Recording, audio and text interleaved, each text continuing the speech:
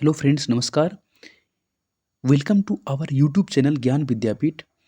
अब हम इस वीडियो में हम जीव विज्ञान का एक अब नया सीरीज शुरू करने वाले हैं जो कि बीपीएससी प्रीवियस ईयर में क्वेश्चन पूछे गए हैं। ठीक है। और ये आपको ऐसा वीडियो होने वाला है जिसमें कि आपको फुल एक्सप्लेनेशन मिलने वाला है। ठीक है। आपको फुल एक्सप्लेनेशन मिलेगा। ओके।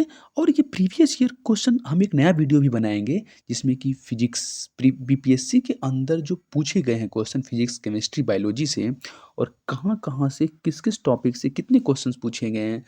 हम देखेंगे कि इतने 20-30 सालों में क्वेश्चन किस किस किससे ज़्यादा फिजिक्स से क्वेश्चन पूछे गए हैं या बायोलॉजी से कुछ क्वेश्चन पूछे गए हैं या केमिस्ट्री से पूछे गए हैं। ठीक है। उस पर हम सेपरेट वीडियो बनाएंगे। ओके।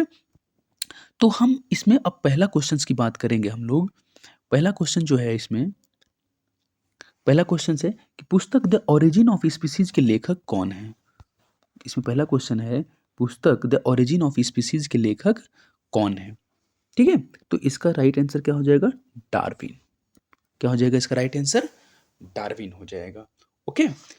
ठीक है। तो अगर हम डार्विन के बारे में अगर हम बात करें तो डार्विन जो है ना वो थ्योरी ऑफ नेचुरल सिलेक्शन दिया था। क्या दिया था? Theory of natural selection. Theory of natural, इसी को डार्विनिज्म बोलते हैं या डार्विनवाद बोलते हैं। तो थ्योरी ऑफ नेचुरल सिलेक्शन में क्या होता है ना कि डिफरेंट डिफरेंट स्पीसीज या सेम स्पीसीज क्या होता है, स्ट्रगल करते हैं। क्या किसके लिए बताइए? भोजन के लिए, शेल्टर के लिए, मेट के लिए। ठीक है ना। और उसमें वही जो फिट रहता है ना वही क्या होता है, वो सरवाइव करता है। ठीक है। यही थ्योरी ऑफ नेचुरल सिलेक्शन था।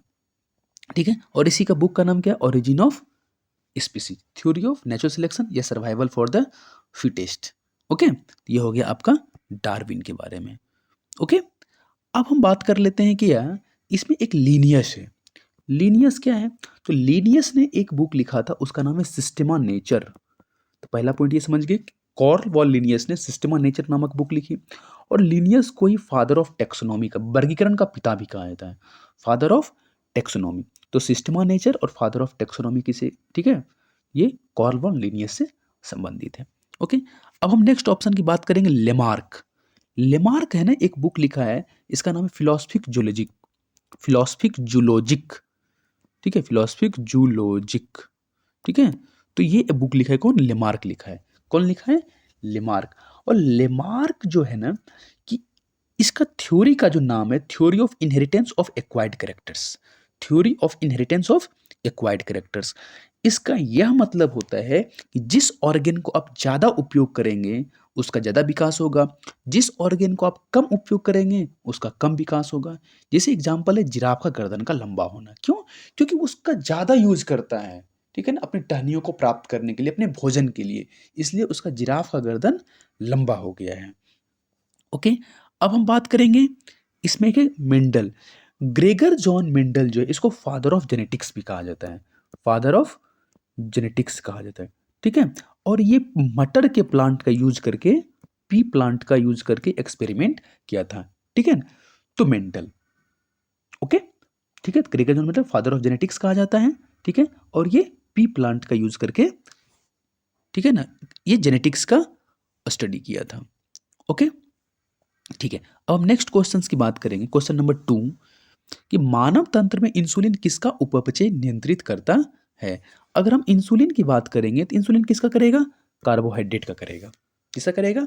कार्बोहाइड्रेट का करेगा। ओके। अब हम इंसुलिन के बारे में एक एडिशनल इंफॉर्मेशन हम ज्ञात कर लेते हैं कि इंसुलिन क्या है। Insulin is a type of hormone. ये कहाँ से निकलता है? पेनक्रियाज के आइसलेट्स ऑफ लैंगरहैंस के बीटा सेल से निकलता है। फिर से आप समझिएगा, पेनक्रियाज मतलब अग्नाशय के आइसलेट्स ऑफ लैंगरहैंस के बीटा सेल से निकलता है। यहाँ से भी क्वेश्चन बन सकता है कहाँ से निकलती है। ठीक है। अब देखो पेनक्रियाज जो है इंडोक्राइन और एक्सोक्राइन दोनों ग्लैंड है, अंतःस्रावी। ठीक है ना। ठीक है। इंडोक्राइन प्लस एक्सोक्राइन दोनों टाइप की ग्लैंड है। ठीक है। और मानव शरीर की दूसरी सबसे बड़ी ग्रंथि है। पहला तो लीवर है, ठीक है, दूसरी सबसे बड़ी ग्रंथि।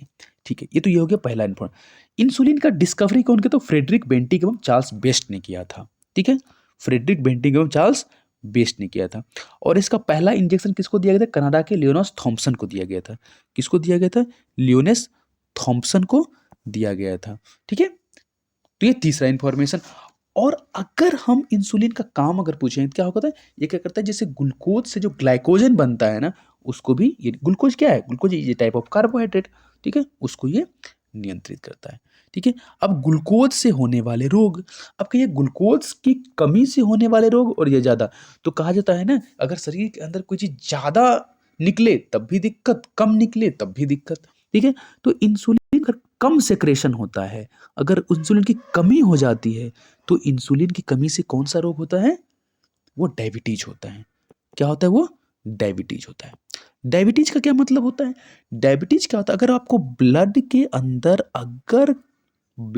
अंदर अगर ग्लूकोज बढ़ गया, अगर क्या हो गया, अगर आपको ग्लूकोज बढ़ गया तो उसी को हम लोग क्या बोलते हैं, डायबिटीज बोलते हैं। अगर कम सेक्रेशन से कौन सी बीमारी होती है, डायबिटीज। और अगर हाई सेक्रेशन हो जाए तो उसका नाम है हाइपोग्लिसीमिया। हाई सेक्रेशन से क्या होगा, ये हाइपोग्लिसीमिया। तो हाइपोग्लिसीमिया में क्या होता है, हाइपोग्लिसीमिया में क्या होता है कि रिप्रोडक्टिव कैपेसिटी कम हो जाता है और विजन कम हो जाता है, उन आँख का देखने की जो क्षमता है और रिप्रोडक्टिव जनन क्षमता जो होती है वह कम हो जाती है। ओके, तो ये होता है अगर हाई सेक्रेशन, इंसुलिन की अधिक मात्रा सेक्रेट हो गई, स्रावित हो गई तो। ठीक है, हम नेक्स्ट क्वेश्चंस की बात करेंगे, निम्नलिखित में से कौन सा एंटीबायोटिक, तो सबसे पहले हम बात करेंगे एंटीबायोटिक होता क्या है। एंटीबायोटिक एक ऐसा मेडिसिन है जो कि बैक्टीरिया को किल करता है और इन्फेक्शन को क्योर करता है। ठीक है, antibiotic is a such type of medicine which is use to kill bacteria and to cure infections. Okay, इसको एंटी माइक्रोबियल सब्सटेंस भी कहते हैं, एंटी बैक्टीरियल सब्सटेंस भी कहते हैं। ठीक है, इसका एग्जाम्पल क्या है, इसका एग्जाम्पल पेनिसिलिन है। अच्छा, पेनिसिलिन का खोजन अलेक्जेंडर फ्लेमिंग कहती है, पहला एंटीबायोटिक है which was discovered by the Alexander Fleming. Okay, और ये सल्फाडाइजिन, यह भी क्या है, एक टाइप का एंटीबायोटिक है। ठीक है ना, तो इसका दो ऑप्शन होगा, तो इसलिए इसमें ऑप्शन नंबर ई हो जाएगा। क्या हो जाएगा, ऑप्शन नंबर ई हो जाएगा। एजिथ्रोमाइसिन भी क्या है, कोरोना के टाइम पे एजिथ्रोमाइसिन का बहुत ज़्यादा था, तो एजिथ्रोमाइसिन भी क्या है आपको, एंटीबायोटिक। ठीक है, याद रखिएगा एंटीबायोटिक जो वायरल इन्फेक्शन भी यूज नहीं होता है। ठीक है, वो वायरल इन्फेक्शन वायरल इन्फेक्शन में कभी भी एंटीबायोटिक का यूज नहीं होता, वो इफेक्टिव नहीं होता है। ठीक है, अब हम बात करेंगे एंटीपायरेटिक। एंटीपायरेटिक क्या होता है, पायरेट मतलब होता है क्या, फीवर या टेम्परेचर। तो एंटीपायरेटिक क्या होता है कि ऐसा मेडिसिन होता है which is use to prevent और रिड्यूस फीवर, फीवर को कम करने के लिए। उसमें क्या है, पैरासीटामोल और एस्प्रिन, ये क्या है, एंटीपायरेटिक है। ये क्या है, एंटीपायरेटिक होता है। एक होता है एंटीसेप्टिक, ये क्या होता है, स्किन पे लगा है, जैसे विको टर्मेरिक। ठीक है ना, जैसे इन्फेक्शन को कम करने के लिए, घाव का जैसे H2O2 हो गया, बोरिक एसिड हो गया, ठीक है, आयोडीन हो गया, जैसे टिंक्चर ऑफ आयोडीन हो गया, ठीक है, अल्कोहल हो गया। तो ये सब क्या है ना, अगर उस पर लगा दिया जाए तो ठीक है ना, स्किन के ऊपर लगाया जाता है। बट एंटीबायोटिक क्या होता है, एंटीबायोटिक आप ओरली या इंजेक्शन के फॉर्म में लेते हैं। ठीक है, तो एंटीबायोटिक, एंटीसेप्टिक और एंटीपायरेटिक। ओके, अब हम नेक्स्ट क्वेश्चन नंबर 4 की बात करेंगे। क्वेश्चन नंबर 4 में निम्नलिखित कौन सा मुख्यतः कार्बोहाइड्रेट है, तो क्या है बताइए, आपको चावल इसका आंसर हो जाएगा, क्योंकि चावल में 95% कार्बोहाइड्रेट होते हैं। अगर हम कार्बोहाइड्रेट का, हालांकि गेहूं, मक्का, जो सभी इसका सोर्स है। ठीक है, अब कार्बोहाइड्रेट, कार्बोहाइड्रेट का सबसे सिंपलेस्ट फॉर्म क्या है, ग्लूकोज है। क्या है ये, ग्लूकोज का फॉर्मूला पूछता है C6H12O6। अगर क्वेश्चन पूछता है कार्बन हाइड्रोजन ऑक्सीजन का कितना रेशियो है, तो 1:2:1 है। ठीक है, अगर क्वेश्चन ये पूछेगा 1 ग्राम कार्बोहाइड्रेट के का पाचन से कितना होता है, 4.2 किलो कैलोरी एनर्जी मिलता है, और 1 ग्राम फैट से कितना मिलता है, 9.3 किलो कैलोरी एनर्जी मिलता है। ओके, तो कहने का मतलब कि carbohydrate is a energy giving food, वो क्या है, एक एनर्जी गिविंग फूड है। ठीक है ना, तो एक अगर पूछेगा कि 1 ग्राम कार्बोहाइड्रेट ज़्यादा एनर्जी मिलती है या फैट से, तो फैट से 9.3 और इसमें लेकिन फिर फैट का यूज क्यों नहीं करते, क्योंकि फैट से कोई ज़्यादा फैट का हम तभी यूटिलाइज बॉडी करता है जब कार्बोहाइड्रेट की कमी होती है। ओके, अब हम नेक्स्ट क्वेश्चन की बात करेंगे, कीट संवर्धन, इसी को बर्मी कल्चर भी कहा जाता है। कीट संवर्धन क्या कहा जाता है, बर्मी कल्चर कहा जाता है। ठीक है, इसको बर्मी कल्चर। तो बर्मी कल्चर क्या होता है, देखिए जहाँ वर्ड कल्चर आ जाए वो आर्टिफिशियली आप कोई भी चीज़ को पालते हैं, जैसे कीटों, जैसे केचुआ। ठीक है ना, तो आर्टिफिशियल रीडिंग या artificial cultivation of worms, worms मतलब कीट, उसमें जैसे अर्थ वर्म हो गया। ठीक है ना, तो उसी को हम इसका कीटों की वृद्धि करने का विज्ञान है। ठीक है, ठीक है। जंतुओं के अध्ययन करने का विज्ञान क्या है? जूलॉजी है। ओके, जंतुओं के अध्ययन करने का, ठीक है ना। अगर मछलियों का क्या है तो वो एपीकल्चर है। ठीक है ना। ओके, अब हम इसकी बात कर लेते हैं कि अर्थवर्म, अर्थवर्म को फ्रेंड ऑफ फार्मर कहा जाता है और इंटेस्टाइन ऑफ लैंड भी कहा जाता है। ठीक है, तो उसको क्या कहा जाता है? कृषक का मित्र कहा जाता है। क्यों? क्योंकि वो जमीन के ऊपर की मिट्टी को नीचे करता है और नीचे की मिट्टी को ऊपर कर देता है। इसके कारण क्या होता है कि उसका जो ऑक्सीजन टेकिंग कैपेसिटी होता है उस लैंड का, उस मिट्टी का, वो बढ़ जाता है और उसके अंदर पानी सही मात्रा में जाता है। ठीक है, वो उसका पोरस हो जाता है, जिस कारण उसकी जड़ का फैलाव अंदर तक जाता है, तो उसका प्रोडक्शन ज़्यादा होता है। इसलिए इसको कृषकों का मित्र भी कहा जाता है। इंटेस्टाइन ऑफ लैंड भी इसलिए भी कहा जाता है। ओके, और बर्मी कंपोस्ट जो है इसको बायो फर्टिलाइजर कहते हैं। बायो फर्टिलाइजर क्यों यूज करते हैं? क्योंकि इसमें माइक्रो ऑर्गेनिज्म की जो बायो जीव का यूज हुआ, इसलिए बायो फर्टिलाइजर है ये क्या है? ये बायो फर्टिलाइजर। ओके, अब नेक्स्ट क्वेश्चन की बात करें, क्वेश्चन नंबर 6, जेनेटिक्स में किसका अध्ययन होता है? तो क्या है? अनुवांशिकता और विचरण का यूज होता है। ठीक है, हेरिडिटी और जीन्स का। वही कह रहा है कि genetics is the study of heredity and change in genes, change in DNA. इन सभी चीजों का जो हम लोग स्टडी करते हैं, किसमें करते हैं हम लोग? जेनेटिक्स में करते हैं। किसमें करते हैं हम लोग? जेनेटिक्स में करते हैं। और जेनेटिक्स का फादर किसे कहा जाता है? ग्रेगर जॉन मेंडल को कहा जाता है। ठीक है ना। ओके, तो इसमें एक ऑप्शन है कि मेंडल का नियम। तो मेंडल का नियम क्या है? वही जेनेटिक्स हेरिडिटी के बारे में बताया गया था। ठीक है, इसमें पी प्लांट का यूज किया गया था, मटर के पौधे का इसमें यूटिलाइज किया था। ओके, एक जैव विकास जिसको ऑर्गेनिक एवोल्यूशन कहते हैं, इसमें किसका किसका योगदान है? लेमार्क, डार्विन, हम लोग पढ़ चुके हैं क्वेश्चन नंबर 1 में। Lamarck, Darwin, Hugo de Vries. ठीक है, इसका इसमें योगदान है। डीएनए संरचना की अगर बात करेंगे, इसका डबल हेलिक्स मॉडल जो है वाटसन एवं क्रिक ने दिया था। किसने दिया था? डबल हेलिक्स मॉडल जो है, ठीक है ना, कौन दिया था? वाटसन एवं क्रिक दिया था।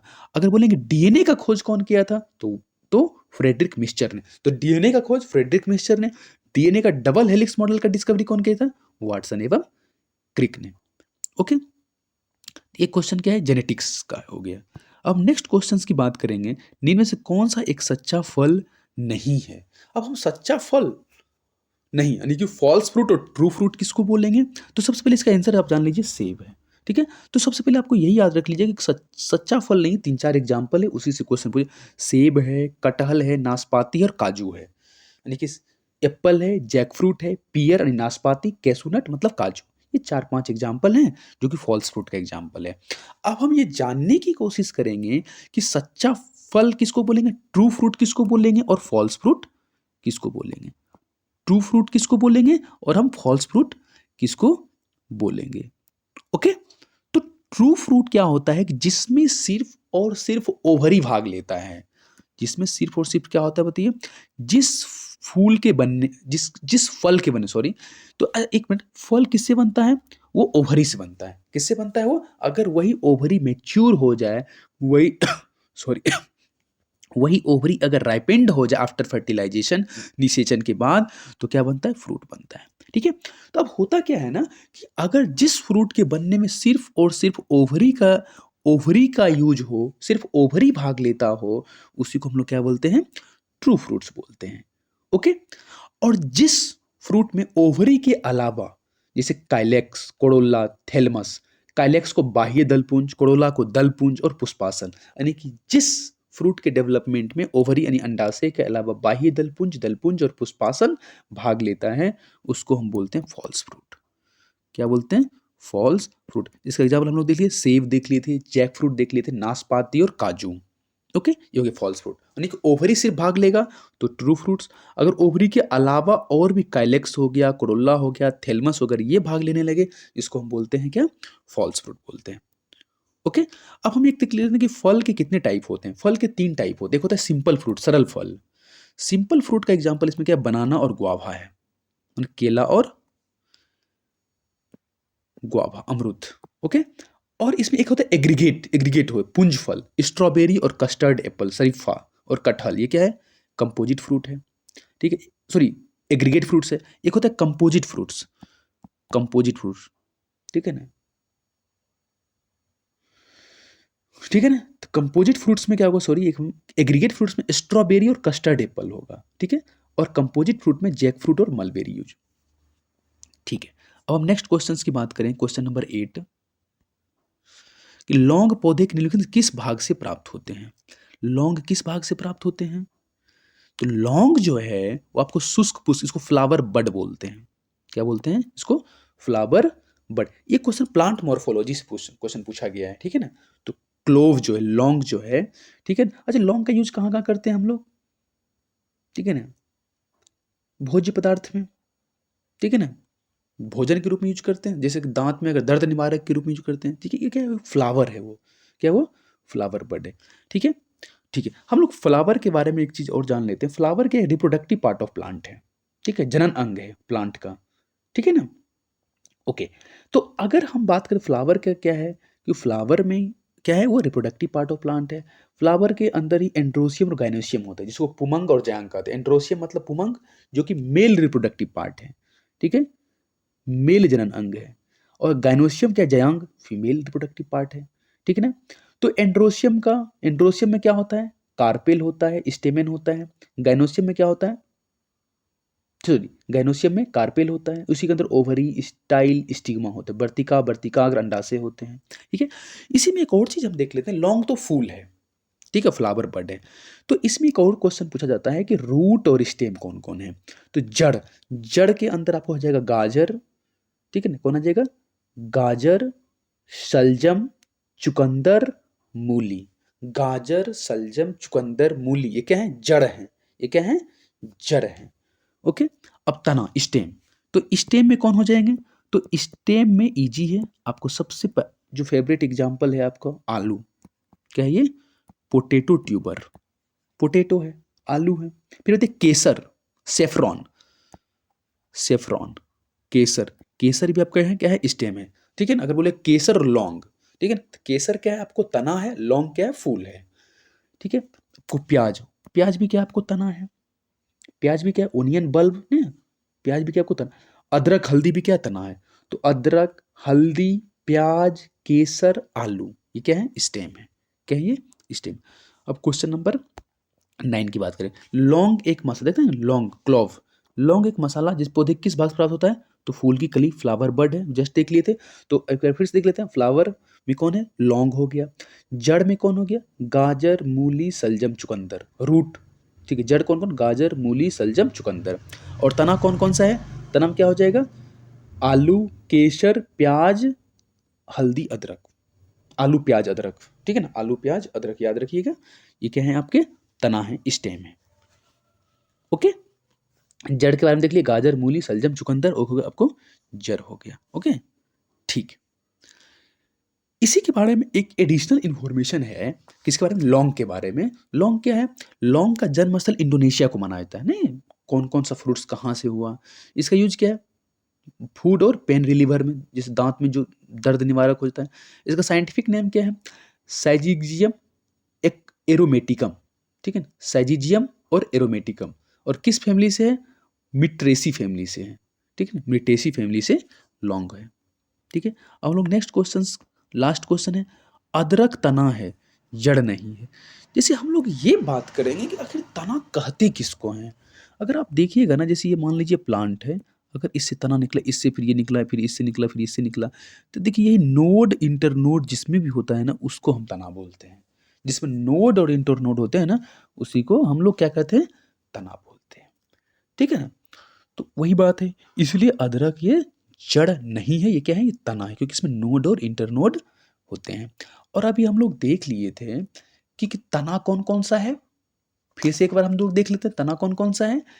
आपको पोटैटो, केसर, प्याज, हल्दी, अदरक, नहीं जो जनरली मसाला वसाला है, ठीक ना, हल्दी, अदरक, प्याज, केसर, ठीक है। अब जड़ क्या है? ठीक है, अच्छा, स्टेम में एक आलू भी है, ठीक है। अब देखिए जड़, जब क्या? गाजर, मूली, सलजम, चुकंदर, गाजर, मूली, सलजम, चुकंदर। ओके, ठीक है। तो अगर दोस्त ये वीडियो आपको अच्छा लगा है तो इसको आप लाइक, कमेंट और सब्सक्राइब कर सकते हैं। अगर आप न्यू हैं तो इसको सब्सक्राइब करें और दोस्तों के साथ शेयर कर सकते हैं। Thank you.